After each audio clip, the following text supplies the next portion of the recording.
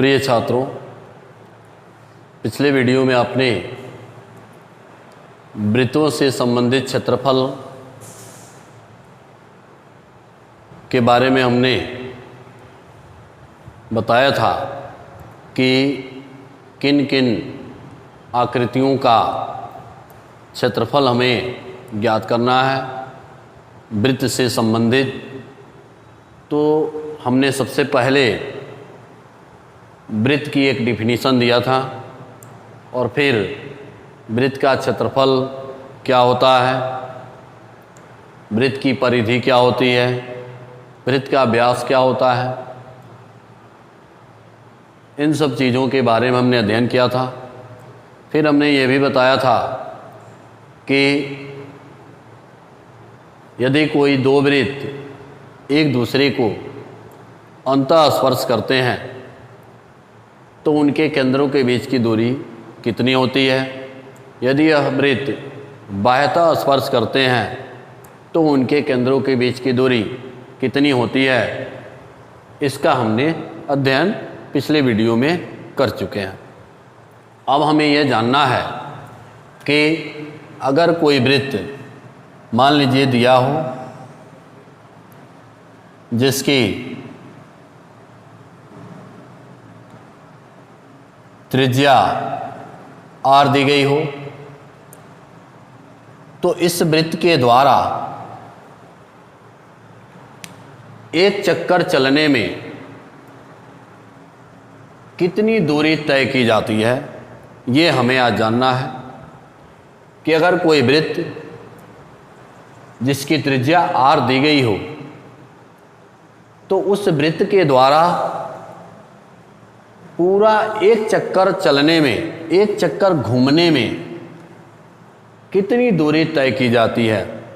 तो यहाँ पर वृत्त द्वारा पहला हम ये जानना चाहते हैं कि वृत्त द्वारा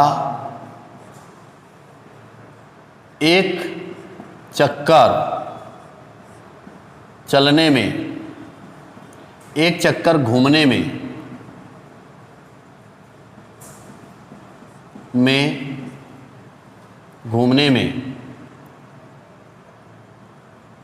चली गई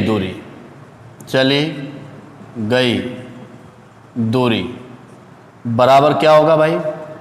तो वृत्त की परिधि, अर्थात यदि इस वृत्त की त्रिज्या r है तो इस वृत्त की जो परिधि होगी वह 2πr के क्या होगी, बराबर होगी। कहने का मतलब यह है कि मैं इसको क्यों बता रहा हूँ, क्योंकि आपके जब यह वृत्तों से संबंधित क्षेत्रफल के इस चैप्टर का अध्ययन करेंगे तो चैप्टर में जो क्वेश्चन दिए जाते हैं उसमें यह कहेगा कि एक पहिया की त्रिज्या इतनी है, पहिए द्वारा एक चक्कर में चली गई दूरी बताइए। तो अगर पहिए को हम वृत्त मान लें तो यहाँ वृत्त को पहिया भी मान सकते हैं हम। तो पहिए द्वारा एक चक्कर चलने में या घूमने में चली गई दूरी बराबर पहिए की क्या होगी, परिधि होगी। अर्थात उस पहिए की जो त्रिज्या दी गई होगी वह 2πr ही लिखेंगे हम। जो भी त्रिज्या दी गई यानी r है तो r का मान यहाँ पर हम क्या कर देंगे, रख देंगे। तो उस पहिए द्वारा चली गई दूरी क्या होती है, प्राप्त हो जाती है। अब इसके बाद अगर ये कह दें कि मान लीजिए कोई निश्चित दूरी दी गई हो, तो किसी निश्चित दूरी ऑलरेडी दी गई हो, तब यह कह दे कि इस वृत्त द्वारा इस निश्चित दूरी को तय करने में कितना चक्कर घूमना पड़ा, तो चक्रों की संख्या आपसे पूछ सकता है तो वह कितना होगा। तो मान लीजिए कि यहाँ पर हम वृत्त को पहिया लिख दे रहे हैं, पहिया। तो पहिए द्वारा एक चक्कर घूमने में चली गई दूरी बराबर क्या होगी, पहिए की परिधि, पहिए की परिधि। अगर मान लीजिए ये कह दे कि कोई निश्चित दूरी दी गई हो, ऑलरेडी कोई दूरी यहाँ से मान लीजिए कि यहाँ तक दी गई हो, और ये पूछ दे कि इस दूरी को पहिया जो है कितने चक्कर चलने में पूरा कर लेगा। तो उसके चक्रों की संख्या आपसे पूछी जाती है। तो एक निश्चित पहिए द्वारा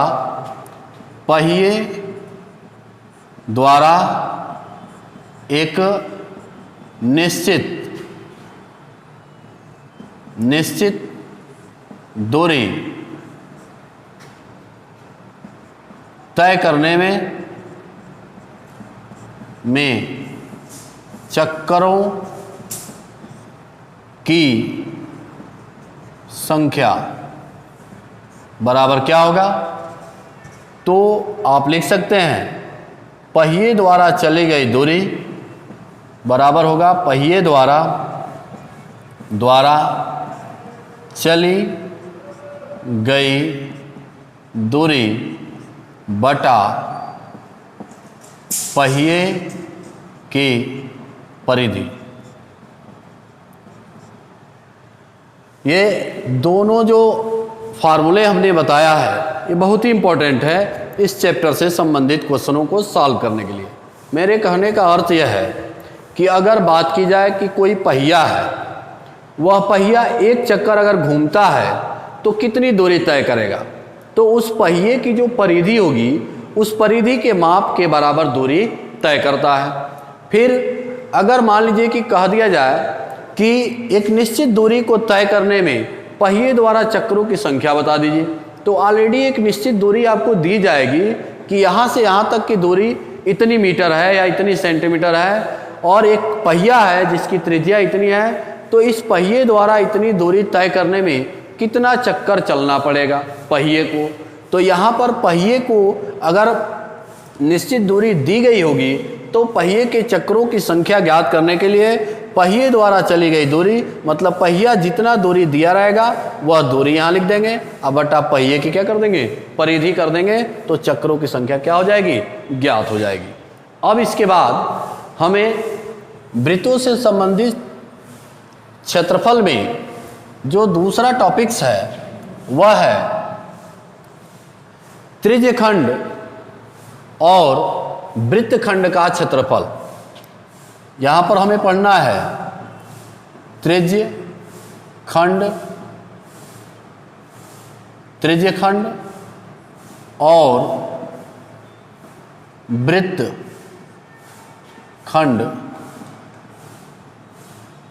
वृत्तखंड का क्षेत्रफल। त्रिज्यखंड और वृत्तखंड का क्षेत्रफल। Area of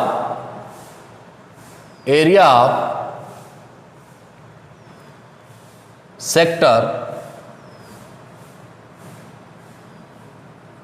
and segment.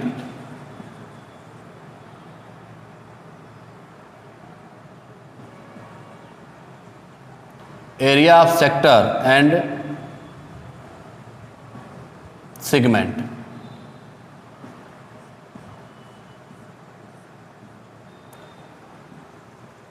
त्रिज्यखंड और वृत्तखंड का क्षेत्रफल क्या होगा, मतलब अगर कोई वृत्त दिया गया हो तो उस वृत्त में त्रिज्यखंड क्या होता है, उस वृत्त में वृत्तखंड क्या होता है, उसका क्षेत्रफल हमें ज्ञात करना है।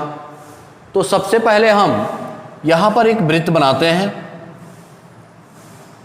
मान लीजिए कि हमने एक वृत्त बनाया, थोड़ा अच्छा बना देते हैं भाई।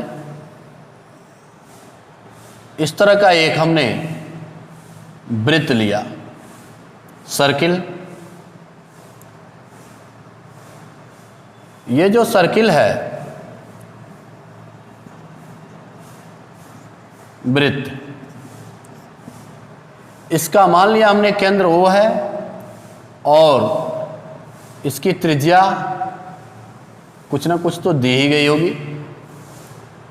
हम सबसे पहले त्रिज्यखंड क्या होता है इसके बारे में जानेंगे और फिर हम इसके वृत्तखंड को भी बताएंगे क्या होता है वृत्तखंड। तो यहां पर हमने एक वृत्त लिया है, इस वृत्त का केंद्र O है और इसकी त्रिज्या हमने मान लिया A है। अगर हम यहाँ से इसको मिला दें तो ओ बी भी इसकी त्रिज्या ही होगी। और इस प्रकार हम यह देख रहे हैं कि यह जो वृत्त है, इस वृत्त की दो त्रिज्या ओ ए और ओ बी द्वारा घिरा हुआ जो भाग है वह देख लीजिए यही है।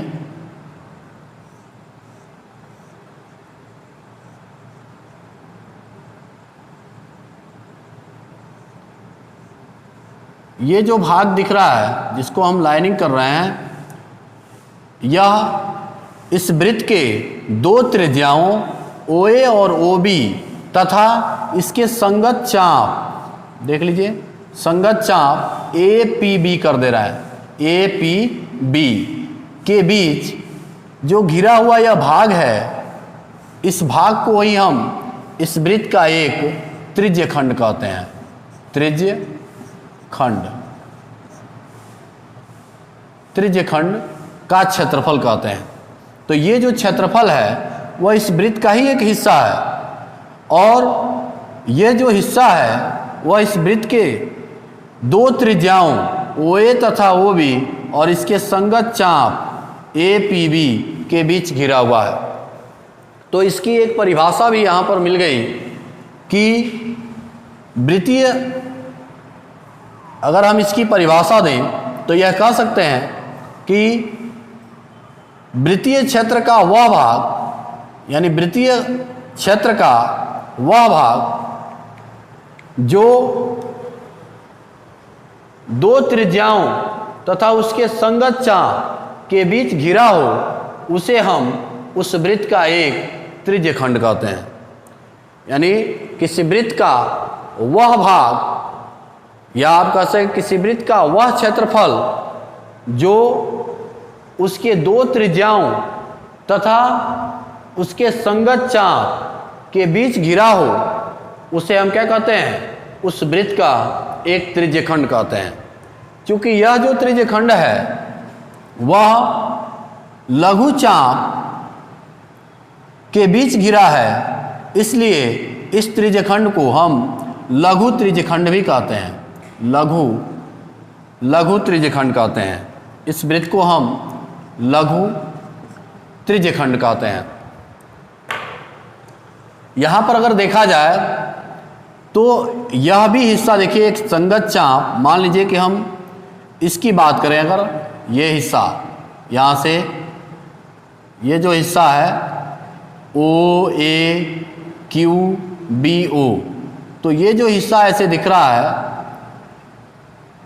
यह भी एक त्रिज्य खंड का ही क्षेत्रफल है, लेकिन यह दीर्घ चाप के बीच घिरा हुआ है, इसलिए हम इस त्रिज्य खंड को दीर्घ त्रिज्य खंड कहते हैं। दीर्घ त्रिज्य खंड कहते हैं। तो यहाँ पर हमने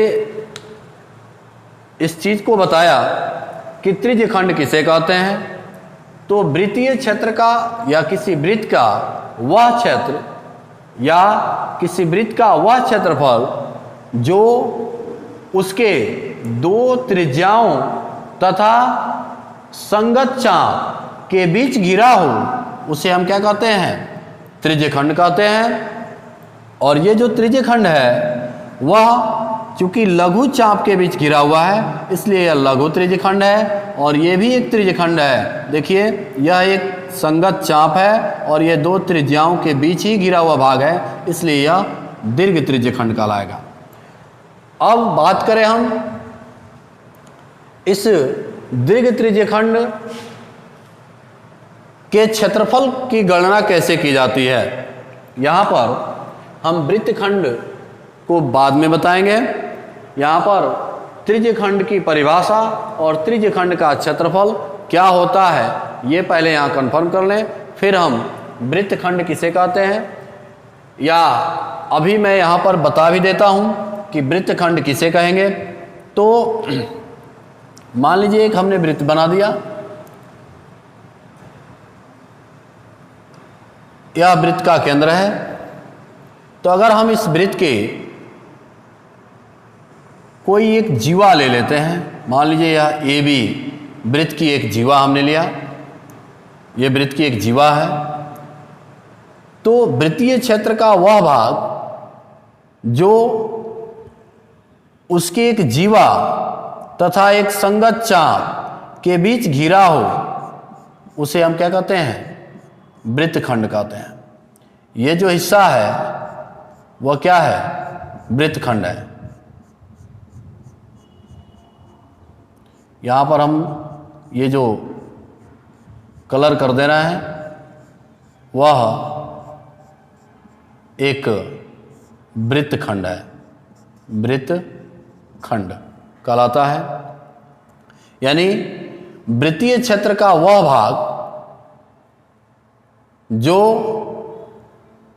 उसकी एक जीवा तथा एक संगत चाप के बीच घिरा हो उसे उस वृत्त का एक वृत्तखंड कहते हैं। क्योंकि यह जो वृत्तखंड है वह लघु चाप के बीच घिरा है, इसलिए इसे हम लघु वृत्तखंड कहेंगे। और यह भी एक वृत्तखंड है, देख लीजिए, यह एक जीवा तथा एक उसके चाप यानी संगत चाप के बीच घिरा है, इसलिए यह जो हिस्सा होगा यह भी क्या है? एक वृत्तखंड है, यानी वृत्तखंड कहलाएगा। और ये जो वृत्तखंड है चूंकि दीर्घ चाप के बीच घिरा है, इसलिए हम इसे दीर्घ वृत्तखंड भी कहते हैं। तो ये जो दीर्घ वृत्तखंड है वह इस वृत्तीय क्षेत्र का ही एक हिस्सा है, और ये जो लघु खंड है, वृत्तखंड है, वो भी एक वृत्तीय क्षेत्र का ही हिस्सा है। कहने का मतलब यह है कि वृत्तीय क्षेत्र का वह भाग जो उसके जीवा तथा एक जीवा तथा संगत चाप के बीच घिरा हो उसे हम क्या कहते हैं? उस वृत्त की एक लघु वृत्तखंड कहते हैं। यहाँ पर ये लघु वृत्तखंड है और ये जो है क्या है? दीर्घ वृत्तखंड कहलाता है। यहाँ भी हमने देखा कि त्रिज्यखंड क्या होता है? तो किसी वृत्तीय क्षेत्र का वह भाग जो उसके दो त्रिज्याओं तथा संगत चाप के बीच घिरा हो उसे हम क्या कहते हैं? उस वृत्त के लघु त्रिज्यखंड कहते हैं। यहाँ भी देख लीजिए, तो ये जो दो त्रिज्य, ये भी एक त्रिज्यखंड है। तो दो चाप यहाँ पर जो दिए गए हैं वो दो त्रिज्या और इसके संगत चाप के बीच गिरा है, इसलिए यह क्या कहलाता है? दीर्घ त्रिज्यखंड कहलाता है। और ये क्या है? लघु त्रिज्यखंड है। ये लघु वृत्तखंड है और ये क्या है? दीर्घ वृत्तखंड कहलाता है। अब हम वृत्तखंड के बारे में जान चुके हैं, लघु वृत्तखंड के बारे में भी जान चुके हैं। यहाँ पर अब हमें त्रिज्यखंड का क्षेत्रफल ज्ञात करना है कि त्रिज्यखंड का क्षेत्रफल कितना होगा। ठीक है, हम सबसे पहले एक वृत्त का निर्माण करते हैं, एक वृत्त बनाते हैं और इस वृत्त का जो है हम केंद्र मान लेते हैं कि वो है, इस वृत्त का केंद्र वो है और इसकी दो त्रिज्याएं जो एक समान होंगे। मान लिया कि OA तथा OB है और इन दो त्रिज्याओं के संगत चाप APB द्वारा घिरा हुआ भाग यह है। इस चाप के द्वारा केंद्र पर जो कोण बनता है उसे हमने मान लिया थीटा है और ये त्रिज्यखंड का कोण कहलाता है। थीटा क्या है भाई? इस त्रिज्यखंड का कोण कहलाता है। ये मान लिया हमने थीटा है और इस वृत्त की जो त्रिज्या है वो मान लिया हमने स्मॉल r है। अब हमें इसका क्षेत्रफल ज्ञात करना है कि कितना होगा, इसका क्षेत्रफल कितना होगा। यहां पर त्रिज्यखंड का क्षेत्रफल कितना होगा? त्रिज्यखंड का क्षेत्रफल बराबर, तो त्रिज्यखंड का जो क्षेत्रफल होता है वह होता है थीटा अपान 360 अंश और गुणे पाई r स्क्वायर। ये जो फार्मूला है वह लघु त्रिज्यखंड का क्षेत्रफल है। लघु त्रिज्यखंड का क्षेत्रफल का है थीटा अपान 360 अंश गुणे पाई r स्क्वायर, जहाँ पाई का मान आप 22/7 या 3.14 ले सकते हैं। तो यहाँ पर हमने देखा कि इस लघु त्रिज्यखंड का क्षेत्रफल ज्ञात हो गया। अगर बात करें हम कि इस दीर्घ त्रिज्यखंड का क्षेत्रफल क्या होगा, तो दीर्घ त्रिज्यखंड का जो क्षेत्रफल होगा वो कैसे होगा, तो ये अगर थीटा है तो ये कोण कितना होगा भाई, ये पूरा 360 होता है, तो 360 अंश माइनस क्या कर देंगे हम, थीटा कर देंगे, तो ये पूरा क्या होगा भाई 360 माइनस थीटा होगा। तो अगर हम इसका भी क्षेत्रफल निकालना चाहें तो कितना होगा, तो हम यहाँ कह सकते हैं क्या कि जब इसका निकालना था तो इसके बीच का कोण आपने लिखा बटा 360 अंश और गुणे क्या लिख दिया आपने पाई आर स्क्वायर। तो अब इसका अगर निकालना हो तो दो तरीके हैं, एक तो आप थीटा की जगह पे 360 अंश माइनस थीटा अपान 360 गुणे पाई आर स्क्वायर लिख सकते हैं, या उससे भी आसान यह है कि ये पूरे वृत्त के क्षेत्रफल में से अगर हम इस त्रिज्यखंड का क्षेत्रफल घटा दें तो यहाँ पर इस दीर्घ त्रिज्यखंड का क्षेत्रफल ज्ञात हो जाएगा। कैसे, तो यहाँ पर हम लिख सकते हैं दीर्घ त्रिज्य खंड का क्षेत्रफल बराबर क्या होगा भाई, तो अगर हम इस वृत्त का क्षेत्रफल में से इस त्रिज्यखंड का क्षेत्रफल घटा दें तो ये दीर्घ त्रिज्यखंड का क्षेत्रफल क्या हो जाएगा, ज्ञात हो जाएगा। तो वृत्त का क्षेत्रफल होता है पाई आर स्क्वायर, यदि वृत्त की त्रिज्या आर दी गई हो, और माइनस कर देंगे क्या इसका यानी त्रिज्यखंड का क्षेत्रफल, तो त्रिज्यखंड का क्षेत्रफल यही है थीटा अपान 360 अंश और गुणे पाई आर स्क्वायर।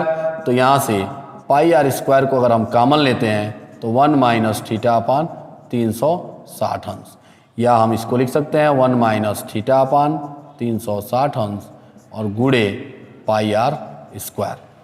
तो यहाँ पर क्या मिल गया भाई, ये दीर्घ त्रिज्यखंड का क्षेत्रफल, दीर्घ त्रिज्यखंड का क्षेत्रफल हमने आसानी से ज्ञात कर लिया। अब इसके बाद अगर हमसे कोई पूछे कि लघु त्रिज्यखंड और दीर्घ त्रिज्यखंड का परिमाप कितना होगा, या कोई पूछे कि ये जो लघु त्रिज्यखंड है इसके चाप की लंबाई कितनी होगी, तो हमें लघु त्रिज्यखंड के चाप की लंबाई या दीर्घ त्रिज्यखंड के चाप की लंबाई ये भी निकालना आना चाहिए, लघु त्रिज्यखंड का परिमाप भी निकालना आना चाहिए और दीर्घ त्रिज्यखंड का परिमाप भी निकालना हमें आना चाहिए। तो हम एक एक करके यहाँ देखते हैं कि लघु त्रिज्यखंड के चाप की लंबाई कितनी होगी और इसका परिमाप कितना होगा। छात्रों, आपने यह देखा कि त्रिज्यखंड का जो क्षेत्रफल होता है वह क्या होता है भाई, थीटा अपान 360 अंश गुणे पाई आर स्क्वायर होता है। जो इसका मात्रक होगा, देखिए जब भी क्षेत्रफल है तो उसका मात्रक हमेशा वर्ग मात्रक ही होगा, और यदि आयतन है तो उसका मात्रक हमेशा घन मात्रक होता है। इसमें कोई कन्फ्यूजन आपको नहीं होनी चाहिए, ठीक है। अब इसके बाद दीर्घ त्रिज्यखंड का भी हमने क्षेत्रफल निकाला, तो क्या आया 1 माइनस थीटा अपान 360 अंश गुणे पाई आर स्क्वायर। ये कैसे आया है, तो हमने क्या किया कि इस वृत्त के क्षेत्रफल में से इस त्रिज्यखंड का क्षेत्रफल को घटा दिया तो दीर्घ त्रिज्यखंड का क्षेत्रफल क्या हो गया, ज्ञात हो गया। अब यहां पर लघु त्रिज्यखंड के चाप की लंबाई हमें निकालना है। लघु त्रिज्यखंड के चाप APB की लंबाई कितनी होगी भाई, तो जो लंबाई होती है वो कितनी होती है, तो थीटा अपान 360 अंश और गुणे 2 पाई आर होता है। कितना होता है भाई, थीटा अपान 360 अंश गुणे 2 पाई आर होता है। अब यहाँ पर इसके बाद हम ये जानना चाहते हैं कि आपने तो इसकी लंबाई निकाल दिया, इसकी लंबाई यहाँ से यहाँ तक कि θ/360 गुणे पाई आर स्क्वायर यानी 2 पाई आर गुणे क्या होता है, सॉरी 2 पाई आर। अब हम अगर इसकी लंबाई निकालना चाहें कि दीर्घ चाप यानी दीर्घ त्रिज्य खंड के ये जो चाप है इसकी लंबाई कितनी होगी, ए क्यू बी की लंबाई कितनी होगी, तो हमें लघु त्रिज्य खंड के चाप की लंबाई निकालना था। अगर हम कहें दीर्घ त्रिज्य खंड के चाप ए क्यू बी की लंबाई कितनी होगी। एक चीज जान लो बच्चों, चाप ऐसे अगर कोई वक्र है तो यह एक चाप ही कहलाता है। यानी चाप को हम इस तरह से भी जैसे मान लीजिए कि चाप लिख रहे हैं, चाप ए बी, अगर हम ए बी लिख दें इसके ऊपर ऐसे कर दें यानी एक वक्र लगा दें तो भी हम इसे चाप ए बी ही पढ़ेंगे। या तो आप चाप ए बी पढ़िए या ए बी लिख के उसके ऊपर एक वक्र लगा दीजिए, तो हम इसे भी हम क्या पढ़ते हैं, चाप ए बी ही पढ़ते हैं। तो यहाँ चाप ए क्यू बी की लंबाई कितनी होगी, तो अब ज़रा देखिए, अगर इस पूरे वृत्त की जो परिधि है उसमें से हम इसके माप को अर्थात ये जो लघु चाप की लंबाई थी इसको हम घटा दें तो ये इसकी लंबाई हो जाएगी। तो यहाँ पर हम लिख सकते हैं क्या, वृत्त की परिधि क्या होती है 2 पाई आर और माइनस क्या कर देंगे लघु चाप की लंबाई, तो θ/360 और गुणे 2 पाई आर होगा। तो यहाँ से 2 पाई आर को अगर हम कॉमन लेते हैं तो 1 माइनस θ/360 या हम इसे लिख सकते हैं 1 माइनस θ/360 और गुणे 2 पाई आर। तो ये क्या निकल गया भाई, ये आ गया दीर्घ त्रिज्य खंड के चाप ए क्यू बी की लंबाई। ये एक फार्मूला आपके सामने आ गया कि ए क्यू बी की लंबाई कितनी होगी, तो हम 1 माइनस θ/360 गुणे 2 पाई आर करते हैं तो इसकी लंबाई क्या होगी, ज्ञात हो जाएगी। अब हम यहाँ पर ये जो दीर्घ त्रिज्य खंड है इसकी परिमाप क्या होगी, इसको ज्ञात कर लेते हैं।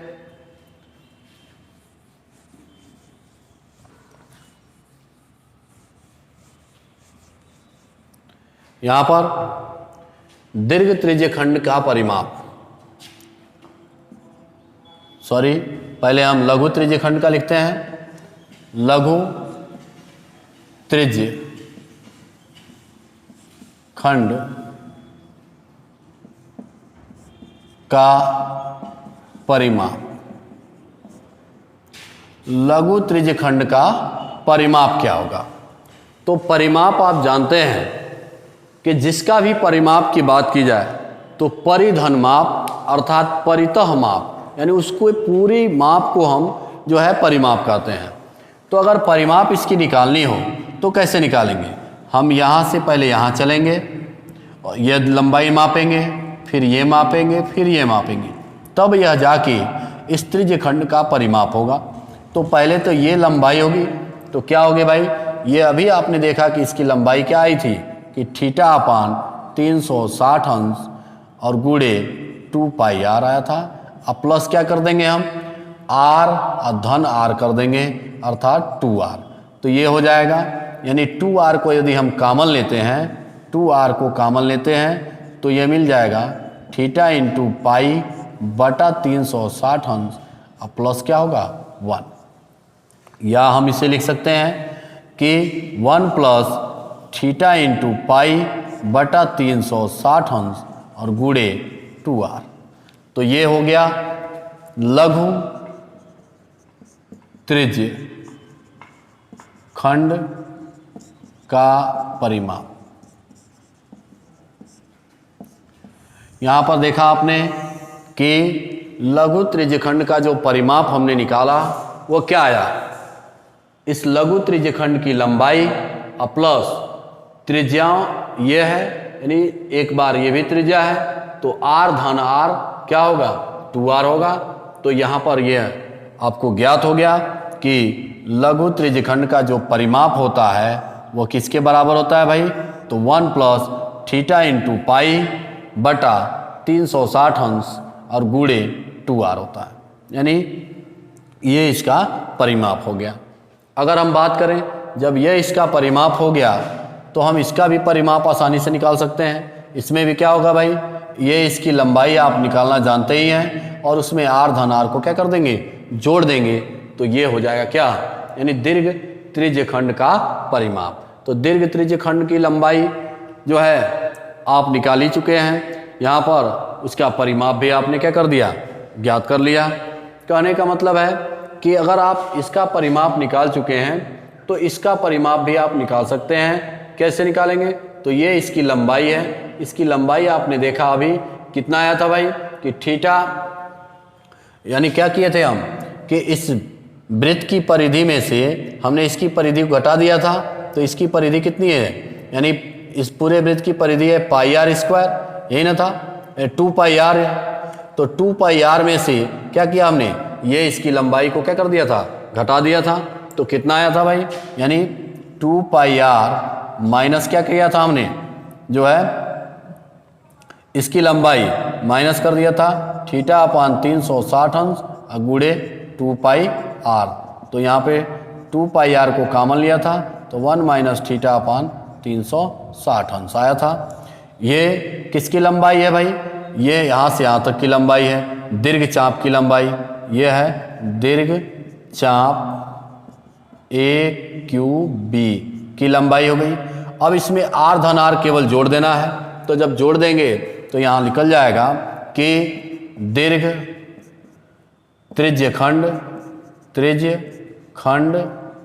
का परिमाप कितना होगा, तो यहाँ पर दीर्घ चाप की लंबाई, तो दीर्घ चाप की लंबाई कितनी है 2 पाई आर और ब्रैकेट में 1 माइनस थीटा अपान 360 अंश अब प्लस क्या कर देंगे 2r, r धन r जोड़ देंगे इसमें भी, तो यह हो जाएगा। अगर हम यही रहने दो, क्योंकि इतना ज़्यादा हमको जानने की आवश्यकता नहीं है, इसकी ज़रूरत जहाँ पड़ेगी आप उसका इस्तेमाल करेंगे। इसको कैलकुलेट करना तो आप जान ही चुके हैं कि इसका हम कैसे कैलकुलेट करते हैं। अब इसके बाद हम इस चैप्टर में पढ़ेंगे वृत्तखंड का क्षेत्रफल। तो प्यारे बच्चों, आपने यह देखा कि त्रिज्यखंड जो होता है वह वृत्तीय क्षेत्र का वह भाग होता है जो उसके दो त्रिज्याओं और संगत चाप के बीच घिरा होता है, तो उसे हम क्या कहते हैं, उस वृत्त का एक त्रिज्यखंड कहते हैं, जैसे यहाँ पर है। ठीक है, इस त्रिज्यखंड का अभी आपने क्षेत्रफल देखा, इस त्रिज्यखंड की यह चाप की लंबाई कैसे निकालते हैं, त्रिज्यखंड का परिमाप कैसे निकालते हैं, दीर्घ त्रिज्यखंड का क्षेत्रफल कैसे निकालते हैं, दीर्घ त्रिज्यखंड के चाप की लंबाई कैसे निकालते हैं, इसका परिमाप कैसे निकालते हैं, ये सारी चीज़ें आपने इस वीडियो में देख लिया। अब इसके बाद के आगे की जो ये वृत्तखंड हमने जो देखा था कि इस तरह का जो संरचना आपने देखा कि ये अगर जीवा है ये भी, तो इसके द्वारा ये घिरा हुआ भाग था जो जीवा और इसके संगत चाप के बीच घिरा हुआ भाग था, तो इस भाग को हम कहते हैं वृत्तखंड। और चूंकि ये लघु चाप के द्वारा है इसलिए यह लघु वृत्तखंड था। और फिर यह दीर्घ चाप था, तो इस दीर्घ चाप के और जीवा के बीच ये भी घिरा हुआ भाग है, तो ये भी कहलाएगा क्या, वृत्तखंड ही है, वृत्तखंड है, लेकिन यह दीर्घ चाप है इसलिए इसे हम दीर्घ वृत्तखंड कहते हैं।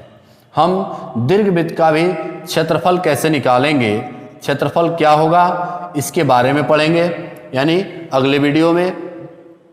तब तक के लिए धन्यवाद।